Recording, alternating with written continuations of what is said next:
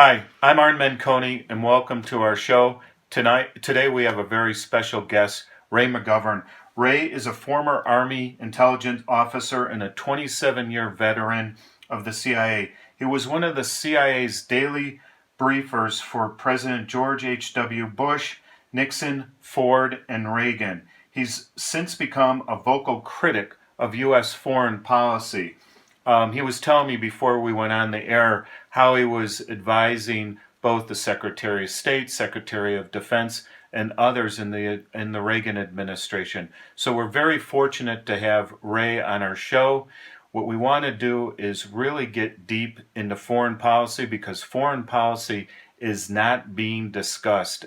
We're a malnourished country in terms of foreign policy, and here's an expert to help delineate what are the key factors. Hi, Ray. Hi, Arn. How are you? Great, thank you. All right, let's start with the fact that we're in the presidential election year, and all of these debates are obfuscating foreign policy.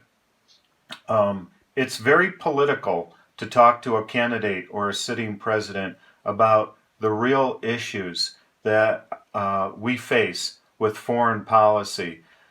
What type of conversations would you have off the record with a candidate running for foreign policy in order to advise them? What are the things that can't be said in a political debate that a candidate would never answer? Or said what's the elephant in the middle of the room? Very good question, Arn. I think we have to start with how the American people are, as you said, malnourished on the truth.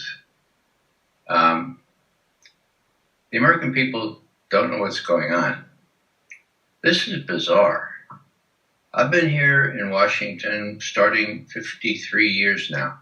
It's a long time. You see a lot of change in 53 years, but there's one change that dwarfs all the others in terms of significance. And that is that we no longer have, in any real sense, a free media. That's big.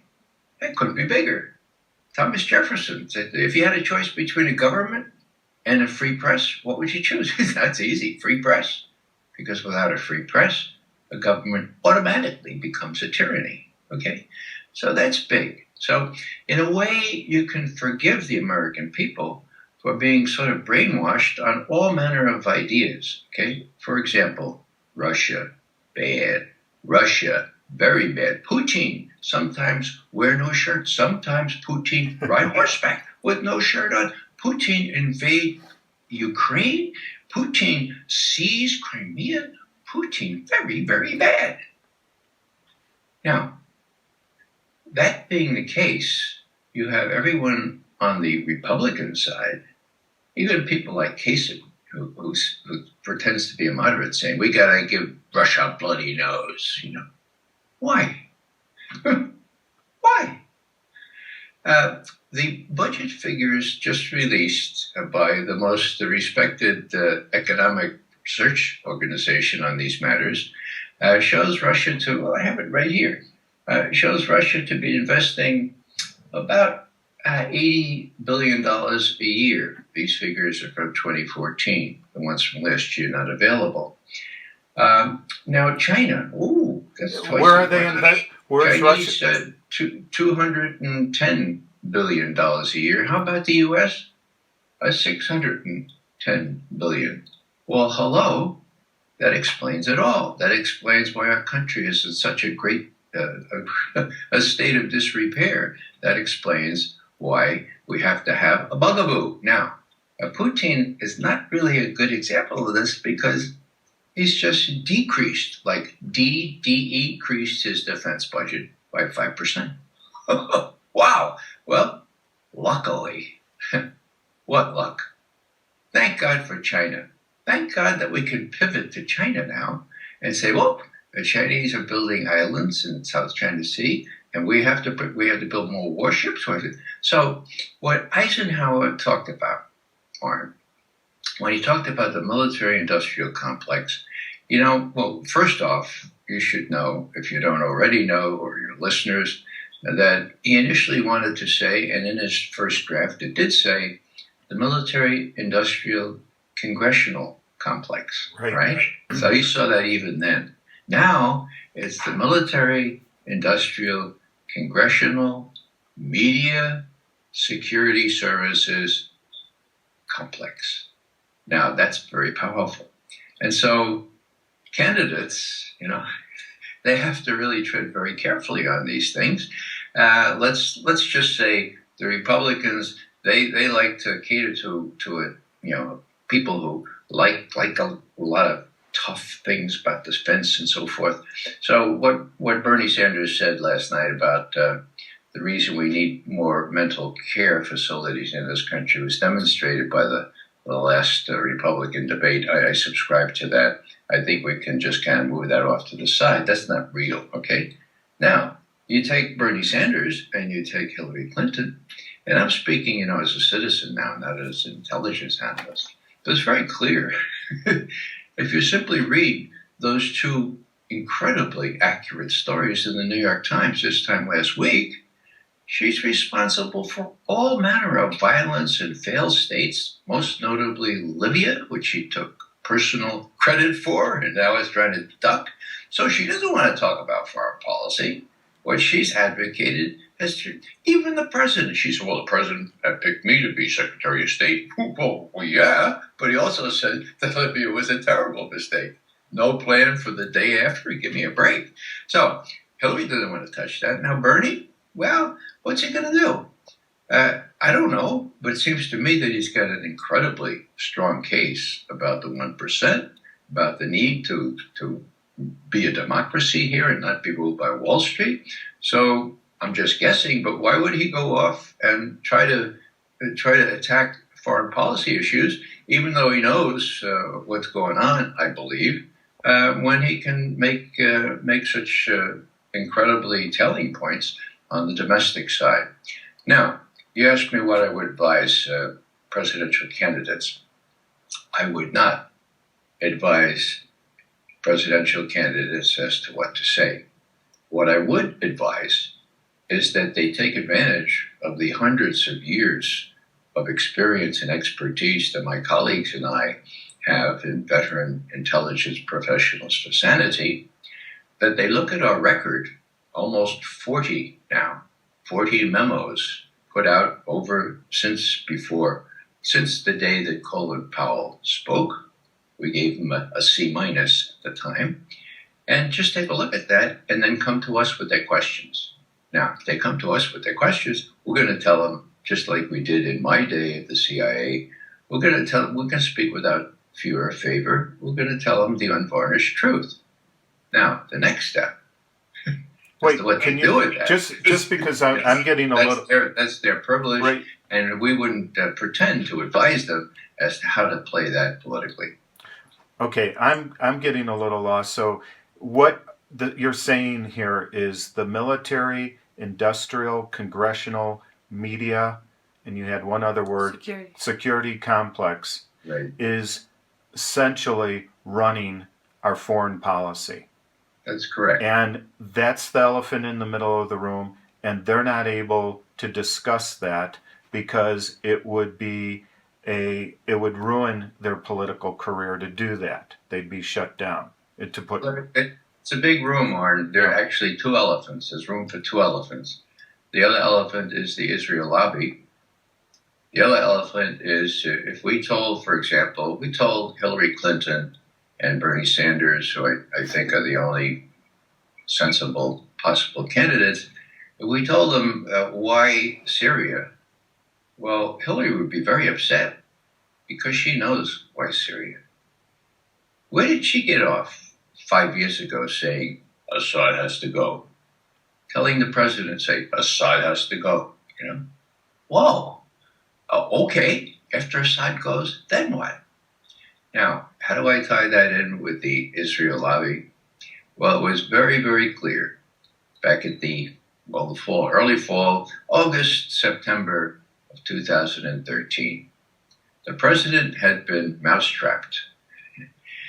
They had persuaded the president to say a year before, so in 2012, there would be a red line. We know Syria has weapons of mass destruction. We know they have chemical weapons, is what they have.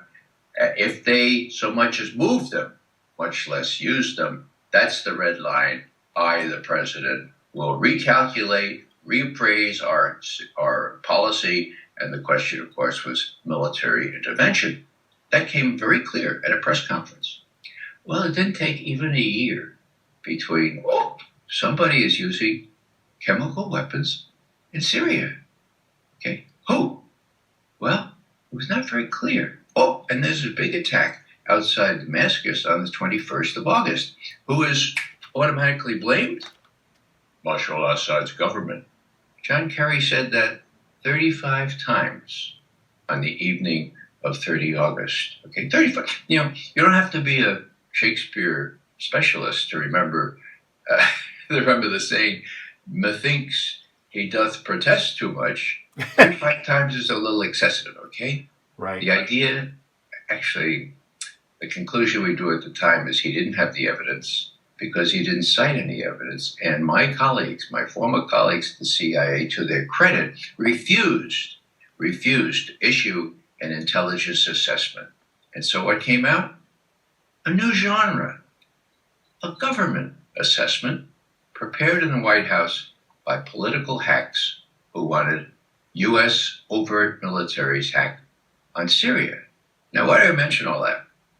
Well, as we know, thanks largely to General Dempsey, the chairman of the Joint Chiefs of Staff at the time, who went to the president and told him, look, my British colleagues tell me that the sarin gas that was used during that attack, it's not the same kind that we know to be in Syrian army stocks. So it looks like, Mr. President, you ought to be really careful about pressing that button. We know that the French fighter bombers are on the tarmac. They're warming up. And we know the Israelis have put up their defensive. But you want to think about pressing a button right now. The more so since the UN inspectors who were there in Damascus, they're coming back in 2 days. And, they're gonna be all over me. The press will. The press will say, General Dempsey, could you not have waited 2 days to see what the UN inspectors found out in Damascus? And I'm going to have to say, beats the hell out of me. Go ask the president. Now, I wasn't a fly on the wall then, but I know how these things work.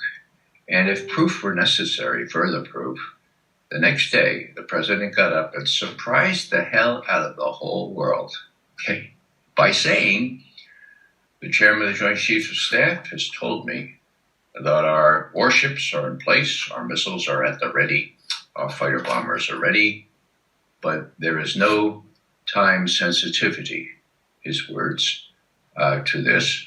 We can do this tomorrow, or we could do it next week or next month. And so I'm going to go to Congress for appropriate authorization. Wow. Surprised everyone. Now, what's my point? Well, 4 days later, on the 4th of September, appears an article in the New York Times, okay, the paper of record. And it's written by a relatively new Jerusalem bureau chief named Rodi Juderin. Ruderin is her name. Jody is her first name. Jody Ruderin, okay? Now, why do I cite that? Because she was kind of new, and she didn't know the ground rules there. And her editors probably at the beach on Labor Day weekend, and she got this article through. What did it say? It said, I, Jody, sought counsel, sought advice, or sought insight from high-level Israeli officials, current and former. And I said, what's your preferred outcome in Syria? And they said, well, this is a little awkward. It doesn't sound very humanitarian, but our preferred outcome is no outcome. And she said, I beg your pardon? Yeah, again, it sounds a little awkward, but yeah, it's sort of like a playoff where you have two teams and you don't want either to win and you certainly don't want either to lose. And so our idea is that as long as the Sunni and Shia are at each other's throats, killing each other off, not only in Syria, but in the whole area, quote, Israel has nothing to fear from Syria, end quote. Now, what did that mean? That meant that earlier that year, we're talking 2013, Assad was beginning to win. He had dislodged a lot of these rebels, moderate and otherwise, out of the positions they'd held for a year or two before.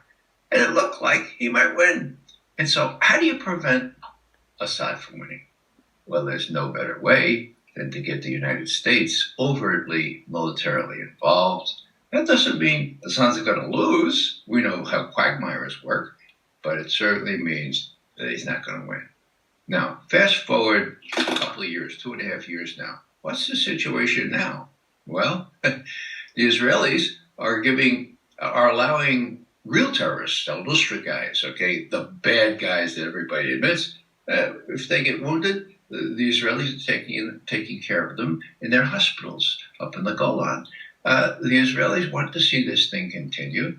That's why this shocking dismemberment of a country continues to go, because John Kerry and the people advising him, and before him, Hillary Clinton, were so conditioned by what Israel wants that there was very little. They say it. There's no daylight between the foreign policy of the United States on the one hand and the foreign policy interests of Israel on the other. Now, those are called neocons, okay? Now, everybody is entitled to their own opinion, right? I don't dispute the fact that they have their own opinion. What I don't think is that they should be running our foreign policy in the Middle East, and that's precisely what's happening. And, if you need more authoritative reading on this, go back to George Washington and his farewell address, where he warned pointedly against our country developing a passionate attachment to the interests of another country. At that time it was France, and France wanted to get us in war with Britain again. But it's a very, very perspicacious warning. Israel's interests are not the same as ours. And to his great credit, Obama showed some unusual guts in forcing through that nuclear deal with Iran. The Israelis were unalterably opposed to that. He and Kerry did a creditable job. Now, can they do the same thing on Syria? The jury is out, but the good news is that when the Russians intervened, if you go back, it's really bizarre. Nobody's written about this. At the UN in September, Putin and Obama had a 90-minute tete-a-tete, okay? And what did Putin say? He said, Mr. Obama, you probably don't realize this, but terrorism in Syria is an immediate threat to our national security, our Russian national security. Why? Because there are thousands of terrorists being financed, aided, and supported, armed by the Saudis and the Turks and the Qataris and all these people. They're going to come back to Russia. We'll have to contend. We know what that's like. Chechnya, we had a long war about that. So it's not like we have an ocean between us, okay? So I just want to let you know, Mr. President, that you're aware that we put a lot of aircraft and other armaments into Damascus and Latakia and other places. We're going to use them. We're not really happy with the way the war is going on ISIS. We need to stop them, and we're going to go in there in just 2 days. Just want to let you know, just saying, okay, just saying. And I hope that we can work this thing out so that we don't start shooting at each other. Oh, now, I was really pleasantly surprised that Obama, when he had all these options, he could have said, well, what would the neocons say about this? Well, he didn't. He said, Kerry, you work this out with Sergei Lavrov, the Russian foreign minister, and make sure, number one, that we don't shoot each other. Number two, that we delineate areas of activity and so forth. And now, 2 months later, they're doing more than that. They're actually trying to implement what they call a cessation of hostilities. It can't be called a ceasefire because ISIS and al-Nusra are still targets, but that's progress. So, to his credit, The president has heeded the advice of Kerry and other sensible people who know that with Russia, we might be able to end this incredibly savage war, and that's to their credit. So there's new hope here. Israel is not really helping out on that. What their statesmen are saying is the same as they told Jody Ruderin. They don't say it overtly anymore, but they're just as soon see the thing continue. As long as ISIS doesn't win, as long as neither side wins, that's Israel's preferred outcome. Now, could I say that on CNN? Of course I could. That's why I never get on CNN. Would I say that on Fox? Of course I would. That's why Fox has barred me. So I'm blacklisted. And everyone like me is blacklisted. And the others, well, they're all running for office or they all need some money. And so they have to tailor their views accordingly. Ray, I'm running for U.S. Senate. And what I just heard you say and what I've been studying for the past year and a half is that the military, well, I'm going to simplify this. The military-industrial complex wants us to be at war because it's a big moneymaker. And as Vijay Parshad points out, it's not just a moneymaker for arms sales, it's also the whole financing of oil and what others will say, the rebuilding of the countries that we destroy through the IMF. The other piece of it that you're talking about is the Israeli influence on our foreign policy.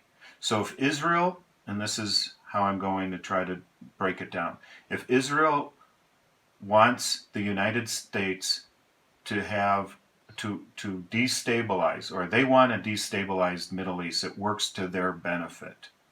They're advising our foreign policy they're advising or they're creating our foreign policy in the Middle East. But now we have this new turn of events where we're not necessarily taking on what Israel wants in the Middle East. We're working somehow in a proxy war against Russia.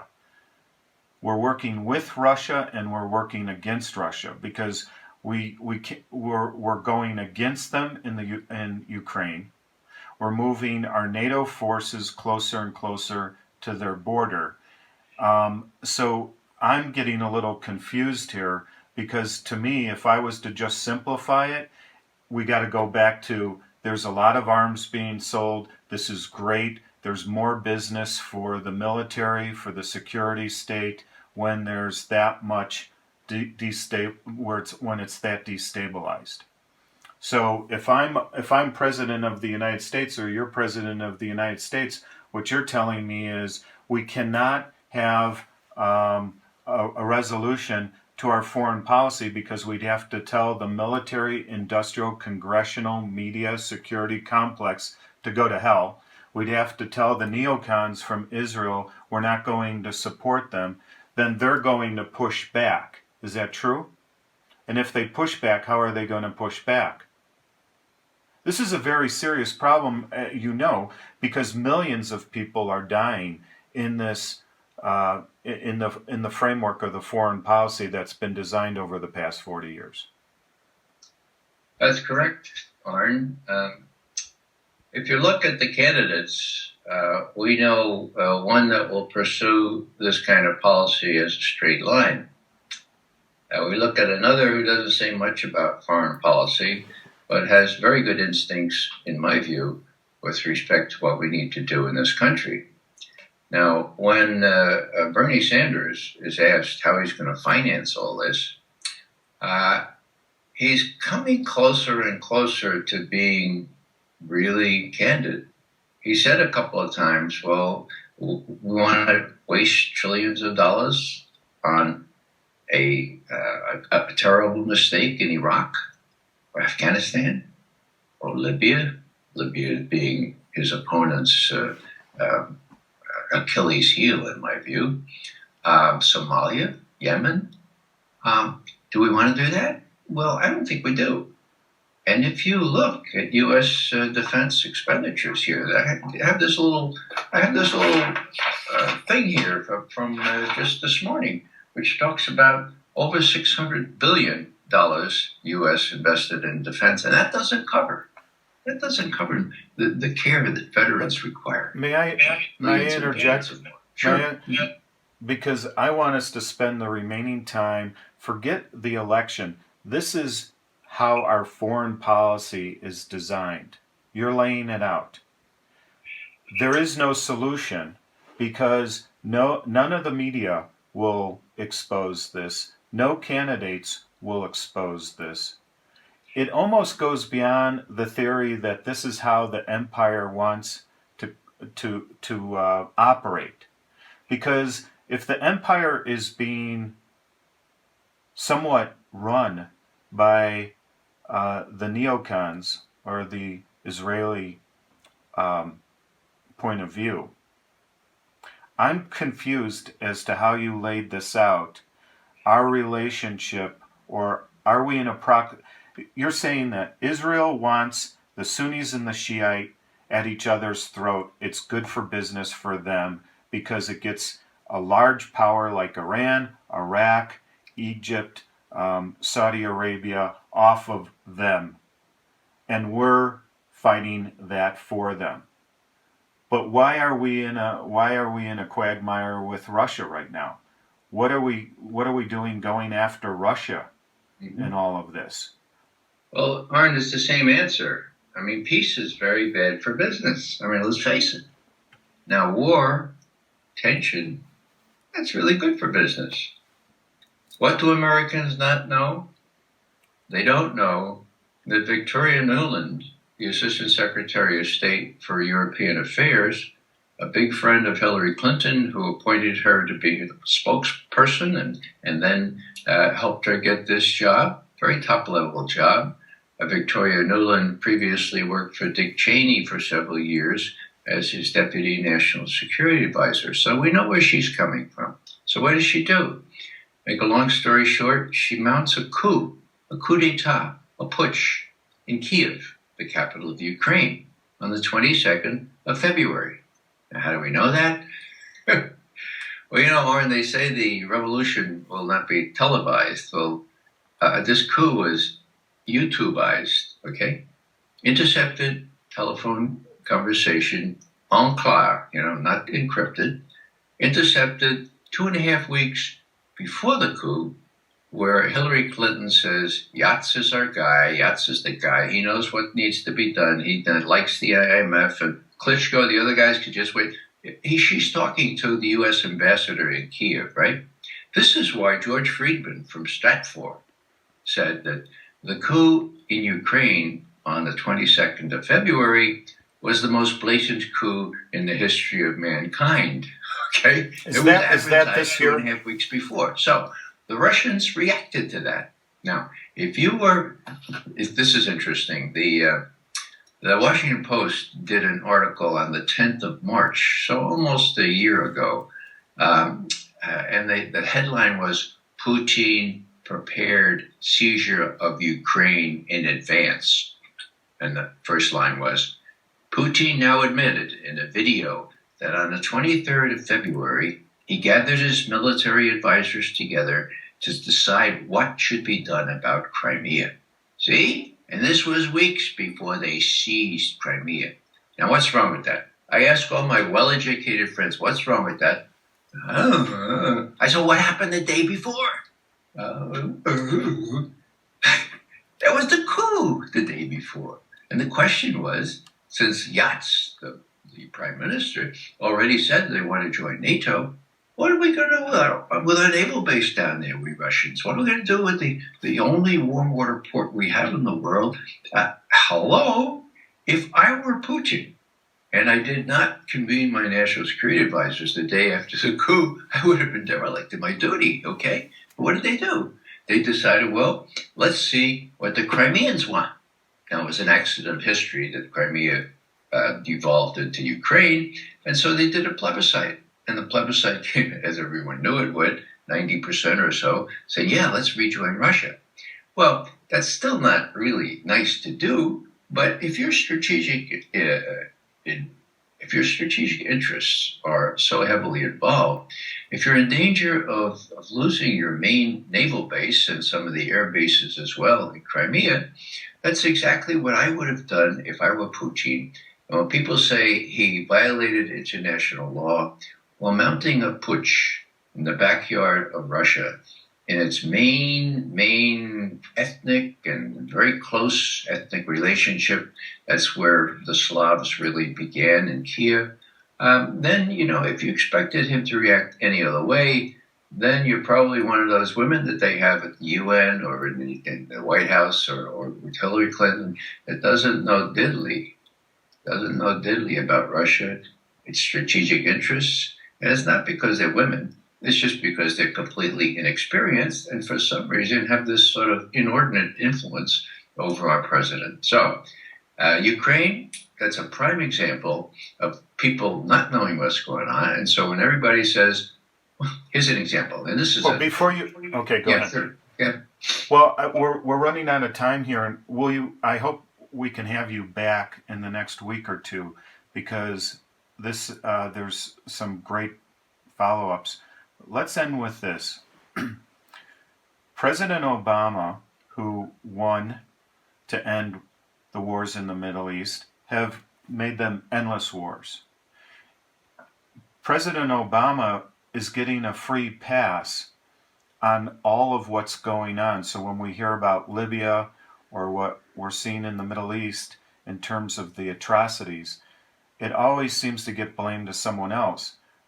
It's my opinion that if we belong to the International Criminal Court, President Obama and many others would have to go in on the basis of committing war crimes. What is your opinion of how Obama is able to act as though he doesn't know about these issues? Is he just very good at triangulating and nuancing these given the environment? Or is he ignorant? Or is he aware of what he's doing and trying to act these out? Main reason, Arn, and I don't want to oversimplify this, but this is 60, 65, 70% of the reason. It's the media. Okay? Now let me give you an example, a very short one. Anderson Cooper did a pretty creditable job last night. But when I challenged Secretary Rumsfeld in Atlanta and had a mini debate with him for 4 minutes and showed him to be a liar up and down, okay, I get a call as I'm exiting the auditorium. Hello, this is Anderson Cooper. I said, oh, hi, Anderson. I want you on my show tonight, but first I have to ask you a question. What's that? Weren't you, weren't you afraid? No, I said to myself, I'm talking to the pretty boy of CNN. I'm talking to the heir of the Vanderbilt fortune. And he's asking me, wasn't I afraid? So I said, Anderson, I tell you the truth here. It was a real high. I had done my homework. I knew that he would have to either lie again or reverse and be caught in a lie.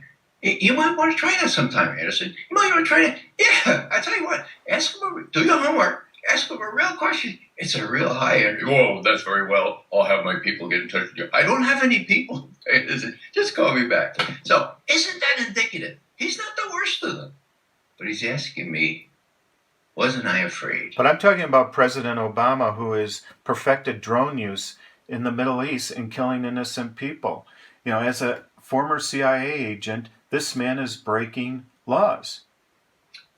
Well, CIA agents do one thing, CIA analysts do another thing. Now, speaking as a CIA analyst and as an American citizen, I find it unconscionable that the president sends his attorney general to Northwestern University Law School and says, we kill Americans by drones. Yeah, we've done that a couple of times, but well, you asked a question about the Fifth Amendment, that no one shall be deprived of life, liberty, or property without due process.